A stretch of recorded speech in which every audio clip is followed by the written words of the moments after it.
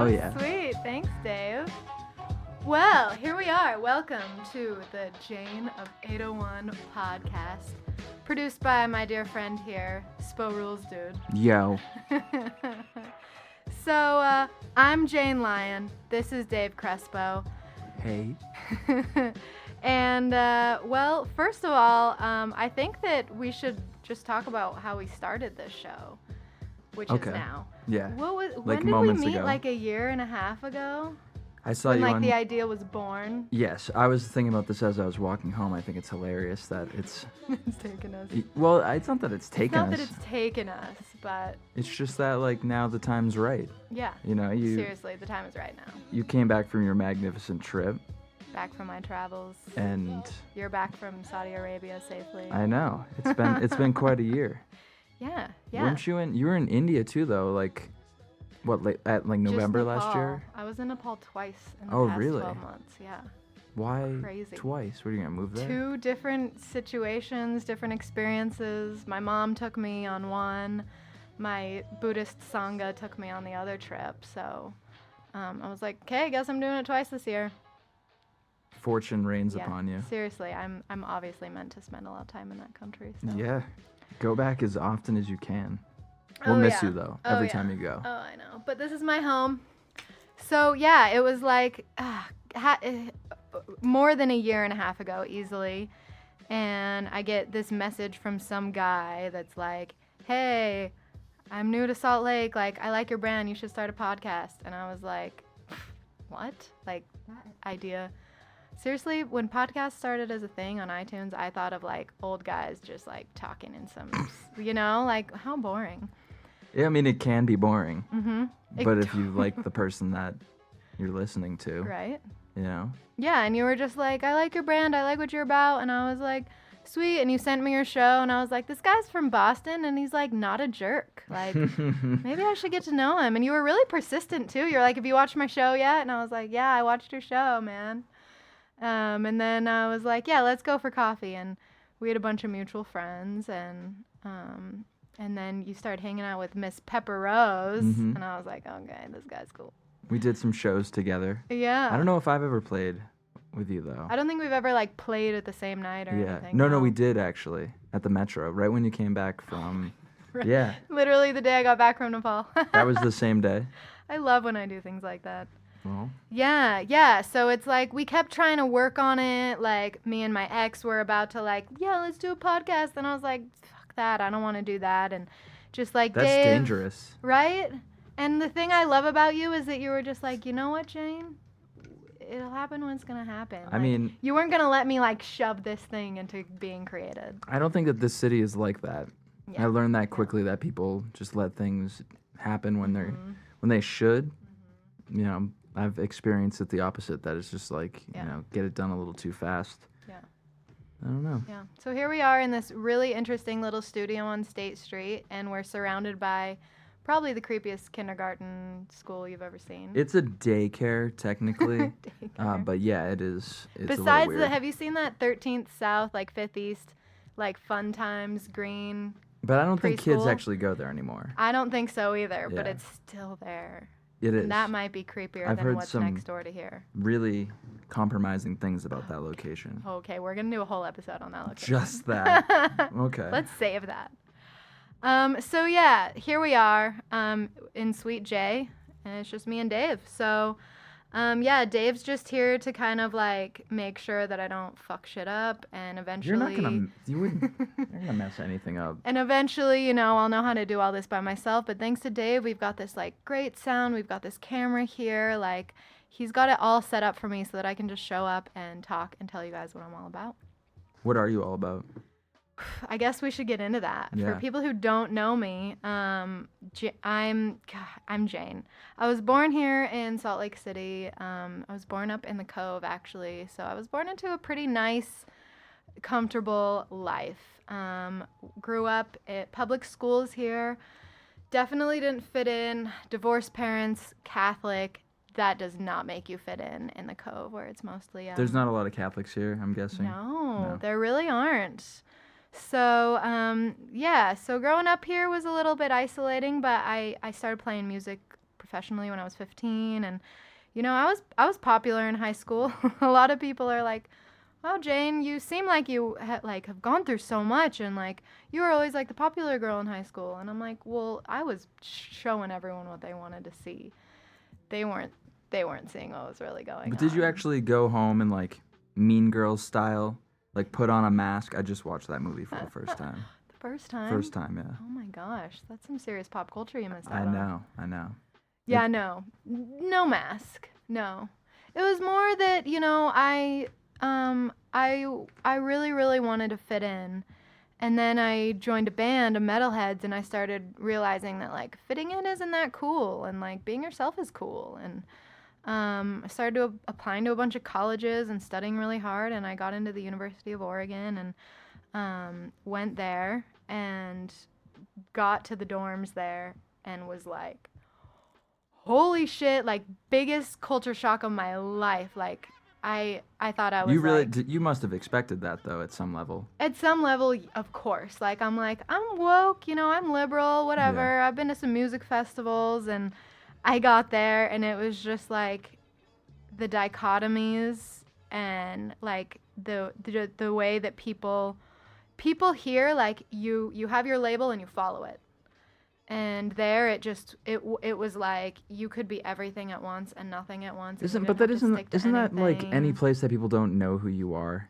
Pretty much. You know? Yeah. I mean, college, right? I could have just been a totally different person when I moved out here. Mm-hmm. But I guess in some ways I was, but not really. Yeah. And that was the fun for me of moving to college, is like, no one here knows who I am. I'm going to go be myself, and I had a fucking kick-ass time.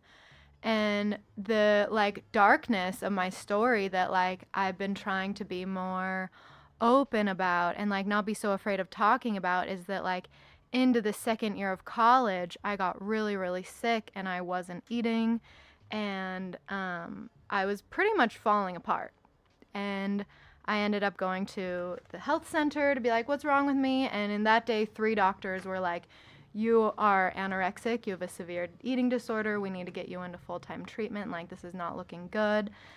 And so that was like the beginning of a really dark time in my life that I pretty much never talk about.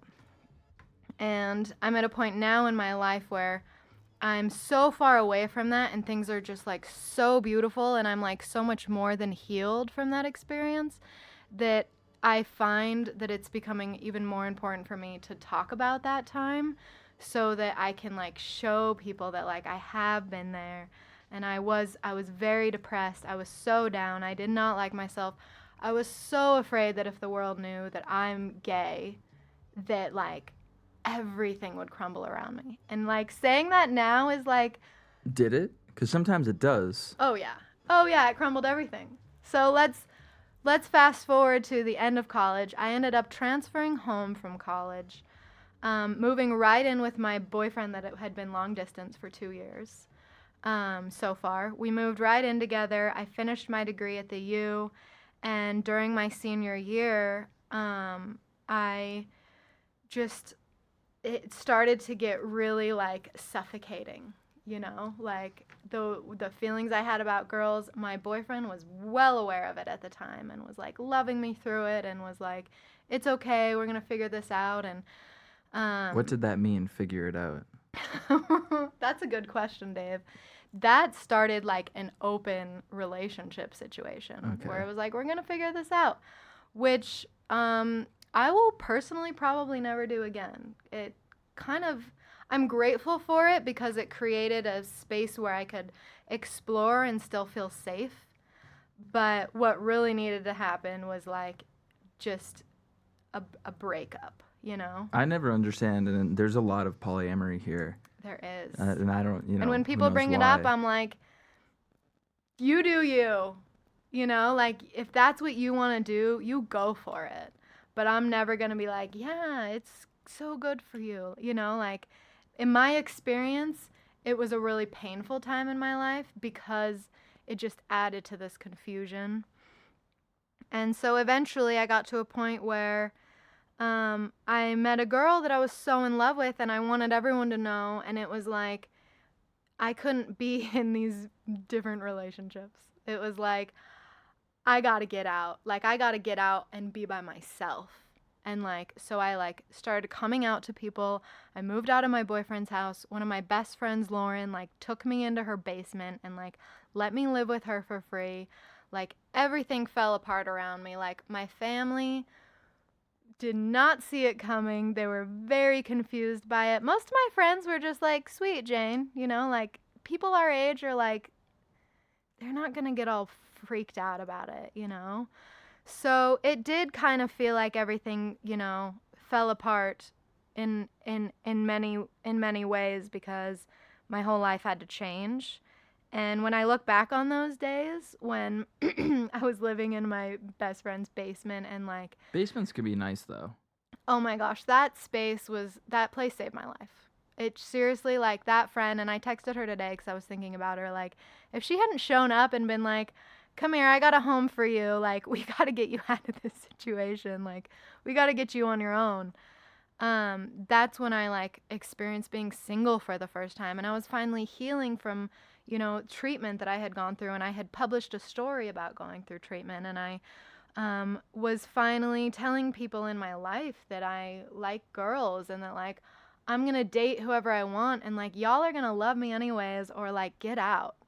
And that like experience, and I wonder if anyone else out there resonates with me, like coming out of the closet not only was like, oh, now I can be free to love who I want. It was like, no, now I can be free to like be myself. Like so fully authentic myself. Where else am I like still in the closet? Where else am I still not like expressing my fullest being? And so it was this huge thing for me. And meanwhile, this whole time, which is a pretty big part of the timeline here, is that when I came home and went back to school at the U was a lot more isolating than Eugene, Oregon. It was a completely different experience. And I had a pretty bad relapse pretty quickly, went back into treatment. They gave me a medical leave from school because my like heart was actually at risk. And I was like, okay, I'm taking a semester off of school. Like, what am I going to do? And I was interning at Catalyst Magazine at the time, and they asked me to post about this Introduction to Tibetan Buddhism class that was starting like 2 weeks later. And it was like $50 for an 8-week philosophy course. And it felt like the boldest move for me to do something like that. And I just like did it, showed up, went into this like gorgeous old ward building turned Buddhist temple on West Temple, and walked in there and sat down and just was like, oh my God, this is what I've been looking for. There's a Buddhist temple on West Temple. Third West. Okay. Third West. That's crazy. But we just moved, so we're not on. Now we're actually over by Red Iguana in a smaller place. Like northwest. Yeah, more north. So, but yeah, I walked in there and like had my first teaching on like self-compassion and compassion for others, and it was like the most like mind-blowing experience. And every week I went to that class, and the class ended, and then I entered the intermediate class, and then I entered the advanced class, and then within 9 months I had like officially converted, taken refuge, like put on my red robes. If you follow me on Instagram, I'm sure you've seen me wearing them, and really started dedicating myself to this daily practice. And through the affairs and the messing up of friendships and the messing up of relationships and the trying to figure out what's best for me and what my authentic self is, every day I had this practice and these teachings and this Buddhist Sangha and this temple to go to and these teachers that loved me and saw me.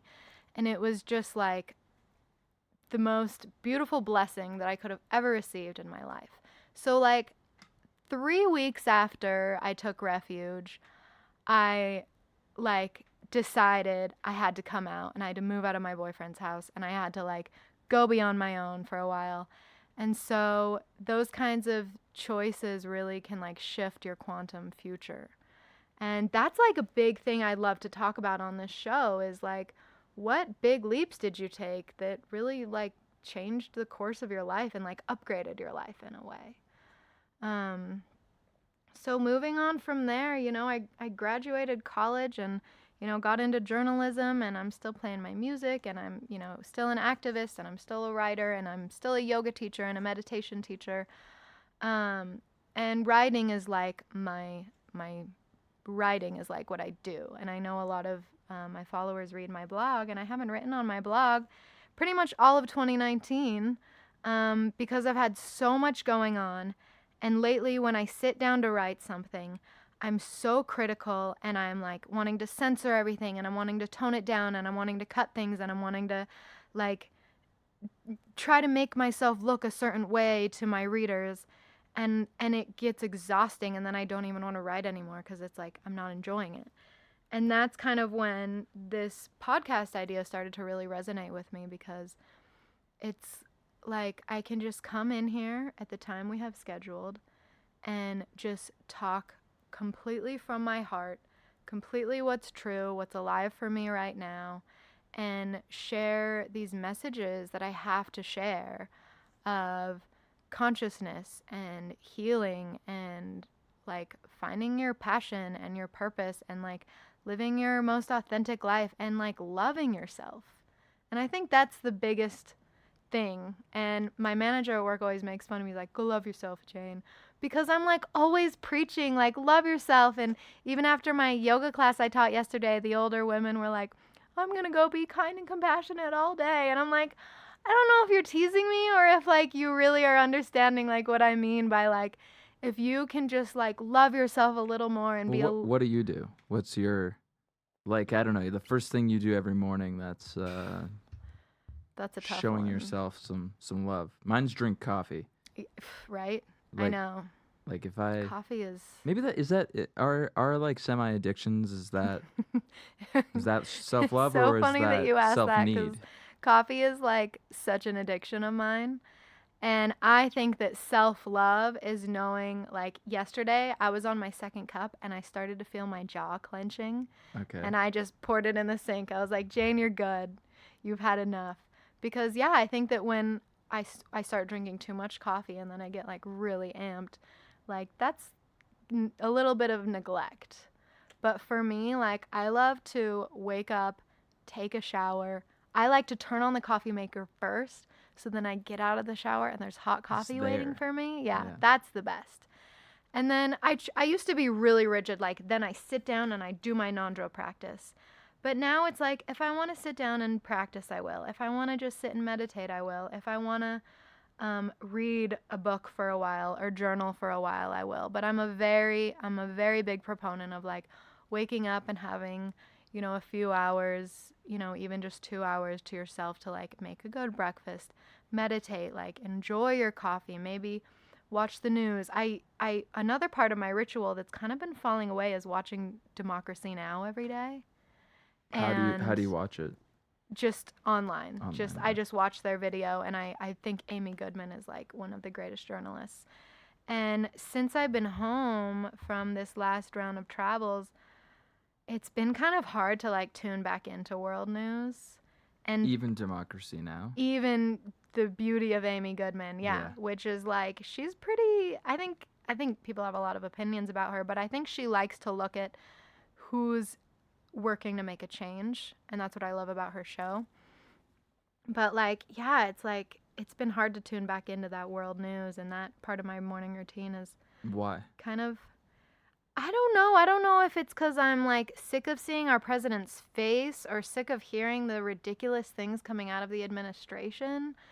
Or if I just like, you know, I can't stand to think about the kids in cages anymore, or, you know, the cycle of guns being passed down to Central America, making people flee Central America. Like, it's this, I think sometimes we can get really addicted to the outrage.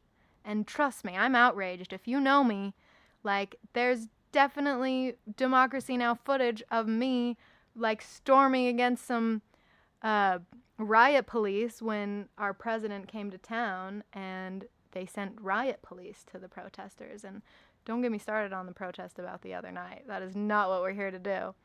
But part of me has just kind of wanted to take a little break from that and just like be quiet and just like be with myself. And this weekend is one of my favorite parts of the summer. It's prayers for compassion at my Buddhist temple, and we try to accumulate over 1 million prayers. We do it to celebrate the Dalai Lama's birthday.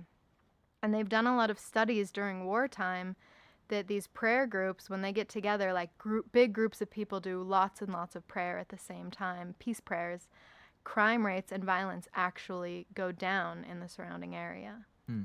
So, wow. Do they have any reason for that? I mean, to me, that's just like energetic vibrations. Yeah. And like it spreads. And that's such a big part of like who I am and my existence and my practice is like, I hope that if you run into me on the streets or if I greet you at my restaurant or if you come to my yoga class, that like me just saying hello to you or teaching something to you or giving you a hug or like acknowledging your existence will like make you feel lighter and will make you feel more loved, and then will make you want to like spread that a little bit more. And like if all I were was like, when you see Jane, you feel happy or you feel loved or you feel cared for, then like I'm good. Like that's all I need in my life. I think it makes a big difference. Even like, just you see negativity and it makes you feel a certain way. So, why would it not be the opposite? Exactly. Although humans are messed up and like they value happiness less than, it's not that they value it less than fear. It's just fear is so powerful.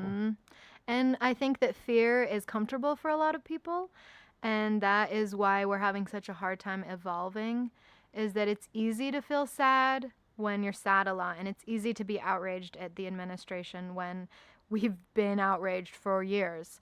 And so, this morning I turned on Amy Goodman as I always do, and I listened to the headlines, and after the headlines I was like, okay, I got the update. Like, I'm going to turn this on and I'm going to spend my time meditating and praying instead, because I think that knowledge is definitely power and that we all have a responsibility to know what's going on in the planet and to be aware of what's happening.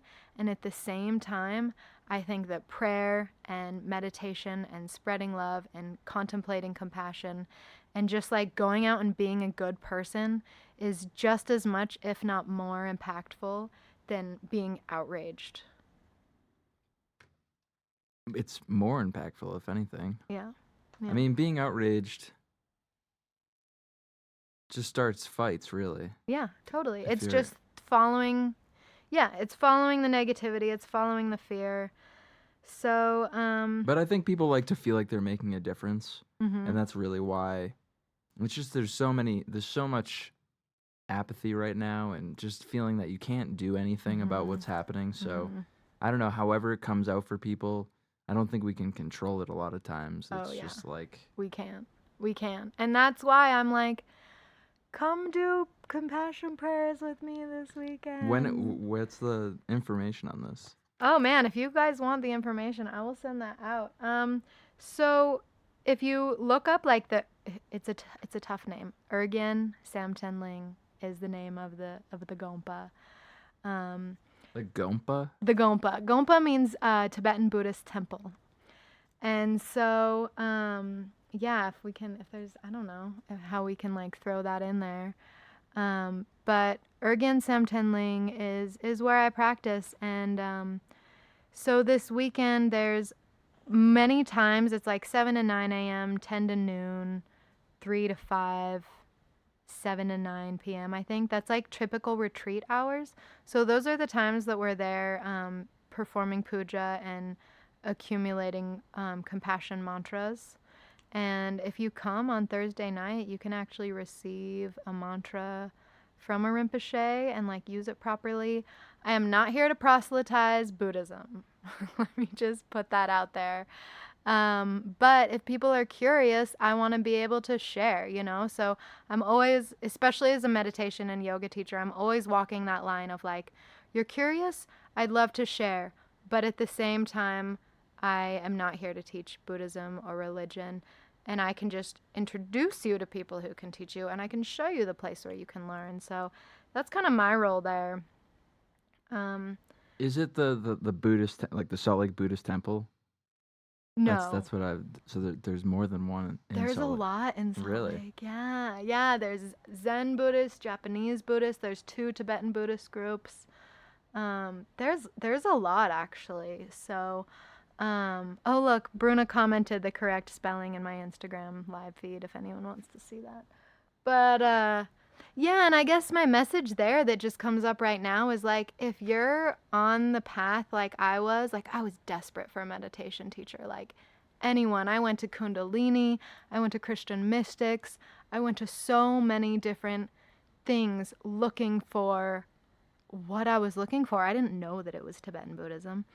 And so if you're, living in Salt Lake City and you're like a former Catholic girl like me that's like, where can I find what I'm looking for? Like, go look for it. You may find it. Like, I I'm amazed at what we have here in Salt Lake City available for people who are on the spiritual path and maybe want something more Eastern or something less Western or something more in between or something more New Age or something more ancient. What happens at this temple?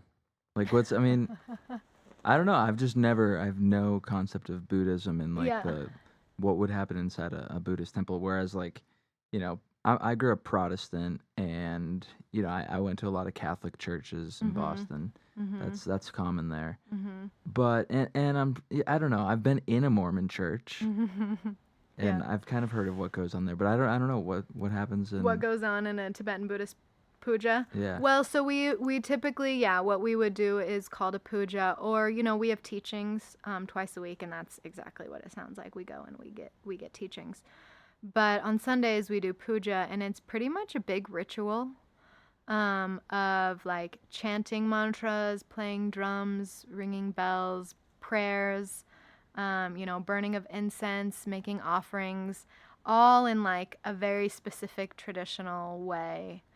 So it's very foreign to, like, the first time I went to a puja, I was like, this is way too much. Like, I was so intimidated by the whole thing that was happening. Why? And now, because it was just so foreign to me. Like, why are they hitting on those drums? Why are they burning incense over there? Like, Yeah. why we eat like a bowl of food at the end? Like, why are we eating this? Like, why are we chanting in Tibetan? Do we even know what we're saying? Is the food good? It's all like offerings that we make, so it's pretty much like a bowl of snacks. Okay. It's usually like candies and fruits. And I just always thought that like the Christ checks they've been described. I mean, they're just not tasty. yeah, so. no, we bring good stuff in.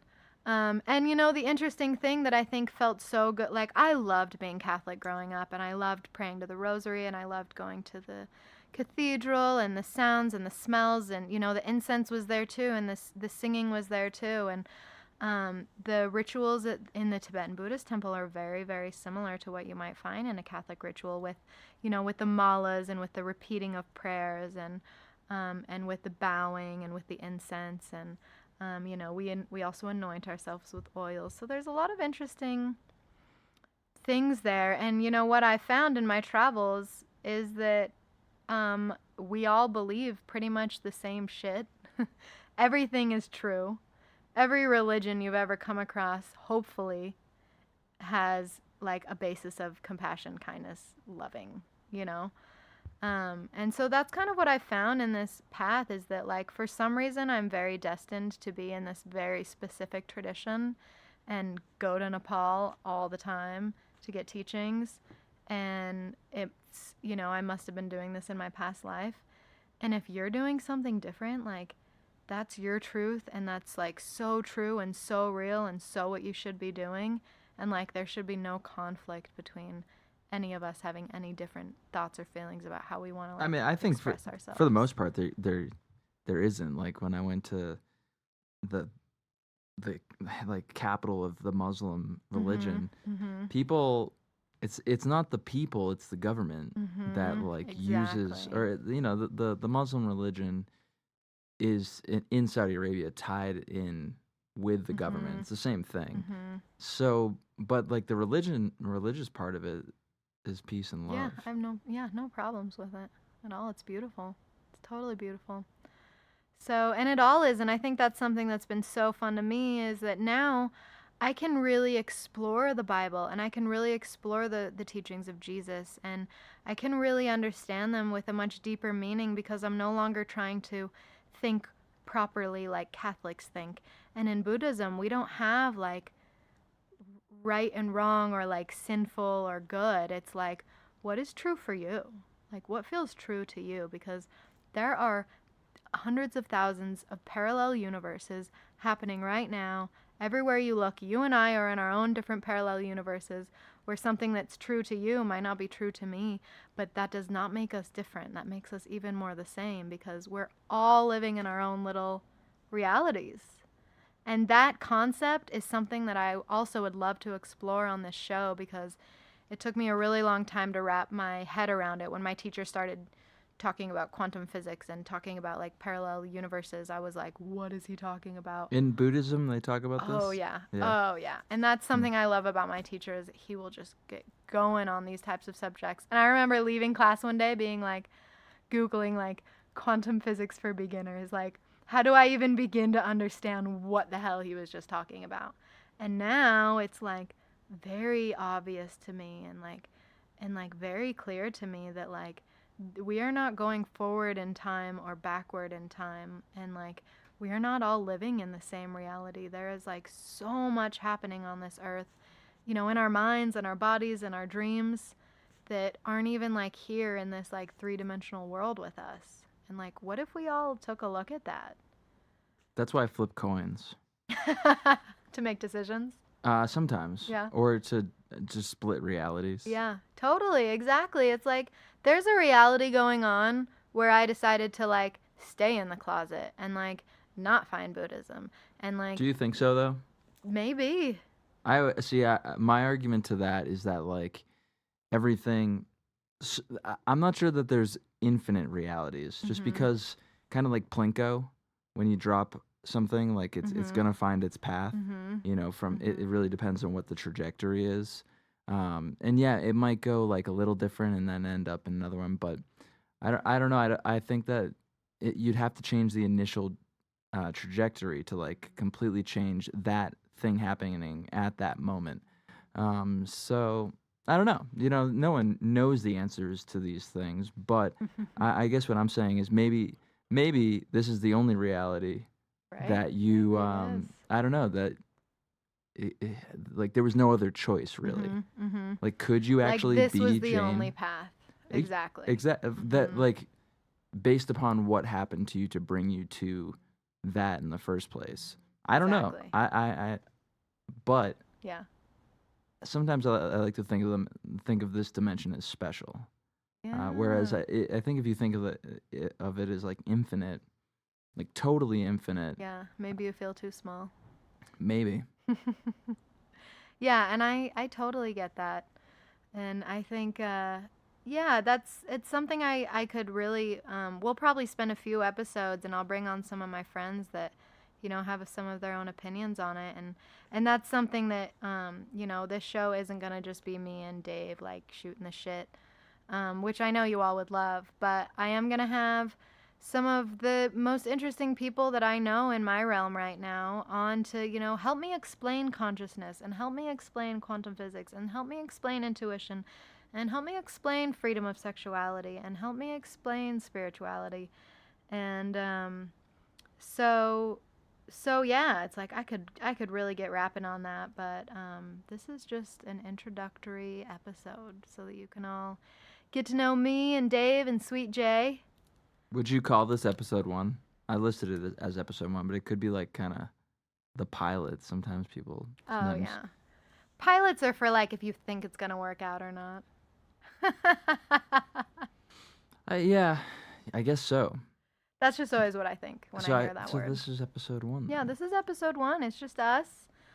I feel like I've shared a bunch about myself, what the show is gonna be like, what you can all expect. If anyone's like watching or listening later, if you want to message me, email me, direct message me, like let me know what you want to hear about on the show because I'm always surprised at like how much response I get from people, you know, just after classes or when I post on my Instagram whatever. Like, if there's something that you're dying to hear me talk about, let me know. My Instagram handle is JaneOf801, like the show. My Facebook name is Janey Lyon, old school name, Janey. And my email's janelion369@gmail if you want to just get in touch and say what's up. There's a call-in number, too. Oh, and we've got a call-in number. Is it on there? Yeah, I listed. People can see it, but it's 617-475-0903. Cool. Yeah, well, I even thought about having like an episode with a few friends here when people can call in and ask us questions, because, you know, especially in my house, I live in the greatest house with the greatest people, and we just have the most ridiculous conversations sometimes. Yeah, you talk to your roommates like it's the show. Oh yeah. Okay. Oh yeah. Yesterday some of us had coffee, and all of a sudden we were just like brainstorming my show and like all these things we're gonna talk about, and I was like, you guys are the best. So yeah, my roommates will definitely be guests on the show. Next week on the show, I would love to announce, Dave and I need to schedule sometime, but my friend Perry Lane, if you're out there, Perry, he is going to be my first official guest. Sweet. And Who's Perry Lane? Perry is really cool because I met him, we like really briefly met back in high school yoga days at like Centered City, I think. He's like one of the youngest yoga teachers we have around here. He got certified when he was really young, started teaching when he was really young, and then we started just kind of hanging out more after college and working at the same studio, and just like every time we'd see each other, we would just like get into these talks and just kind of like lose track of time, and like Not about yoga though, or like more than yoga? No, more about like, yeah, like consciousness and, you know, philosophers and what we think of them, and kind of like what you're vibing on today, what you're reading today, what you've been like, what are your new thoughts you've been having, and like what's alive for you today. And that's something I love about talking to So then that what kid. are we gonna hear from? It's Perry, right? Yeah, I'm gonna like have him explain consciousness. Okay. In his way, in his philosophy, in his understanding, and then you know, we'll rap about it. And the thing I love about me and him, and pretty much all my friends, you know, none of us have the exact same opinion on everything. So it makes for a more fun conversation when I can be like, you know, here's how I see that. And we can really formulate how we feel about the universe. And that's something I really want to spread to any of my readers, or, you know, people who are listening to the show, or, you know, following my classes. Like, I want you to figure out what's true for you, and like what vibes with you, and what kind of reality you want to live in. And I'm hoping to kind of show that through my relationships with my friends and my guests that come on. Sweet. Perry Lane. Perry Lane. Where does he teach? He teaches at 21st Yoga, Snowbird, and I know he's starting a new class somewhere else. I probably shouldn't say where until it's locked in for him. Maybe he can announce it. Yeah, next I'll week. let him do his own plugs. But yeah, go check him out. He's great. And yeah, I've got my little notes here to see if we covered everything. So after we're done with this, we're gonna cut this and make like a icon on my website to listen to it. There'll be a podcast. Like an after the fact podcast. Like a real podcast. Yeah. Yeah. So I'll post about that on the social medias when it happens. Jane-lion.com is my website right now. And I'm pretty sure you can watch the replay on Facebook whenever. Once this ends, it will be there. Yeah, once this is over, it'll be there. So yeah. It's rock and roll. Feeling like we're coming to a close here, Mr. Spo. Any final thoughts? You know, my final thoughts are always that I hope that anyone who's listening or nearby or watching feel a little bit more love today. Spread a little bit more love today. Give yourself a little bit more love today. And I'll see you guys next week. Namaste.